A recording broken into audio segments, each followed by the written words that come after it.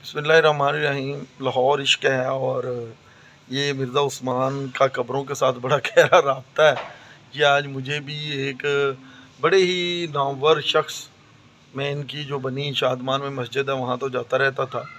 ये GOR में शाह शम्स साहब का मज़ार है और चंबा हाउस के पास, वहाँ ये कोने में क्या है जी, पाकिस्तान के लेजेंड अदाकार, पंजाबी फिल्म इंडस्ट्री का एक बहुत बड़ा नाम, सुल्तान राय साहब की आखिरी आरामगाह है। ये आप हमारे पीछे देख सकते हैं। ये यानी कि सुल्तान राय साहब, और मेरा ख्याल है कि यार मिर्ज़ा, मैं समझता हूँ कि सुल्तान राय ने फिल्मों का सवाल का सबब बना।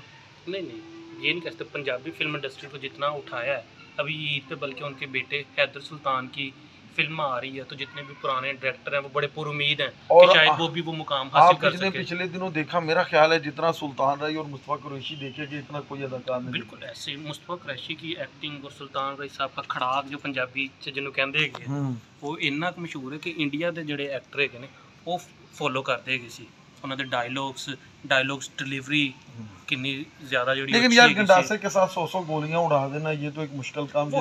वो हर जगह पे ही होता है। मेरा ख्याल है कि मिर्ज़ा साहब, ये एक कंट्रोवर्सी है सुल्तान राय साहब के बारे में कि सुल्तान राय साहब ने जो ज़िंदगी गुजारी उसमें फ़िल्म उठी भी बहुत और उनके बाद बैठी भी बहुत, ऐसे ही है। तो ये आज हम आए हैं कब्रिस्तान, ये शाह शम्स के पहलू में पीछे आए हैं तो आप सुल्तान राय की कब्र है और यही इनका पीछे घर भी है मिर्ज़ा साहब। हाँ जी, पीछे इनका घर। तो ये इसके बाद देखे कुछ कब्रें और भी हैं।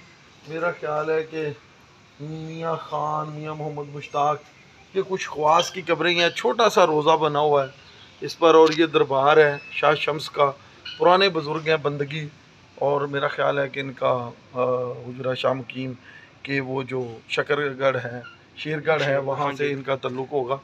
तो ये देखिए जी, आप लोग ये देखिए सुल्तान राय का। मिर्ज़ा साहब खुश हैं आप सुल्तान राय से मिलकर? शुक्रिया, खुश रहिए, थैंक यू।